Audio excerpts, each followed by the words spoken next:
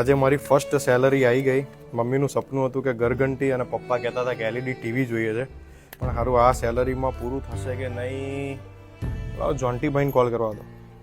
હા જોન્ટીભાઈ, કેમ છો? મજામાં? જય મહારાજ.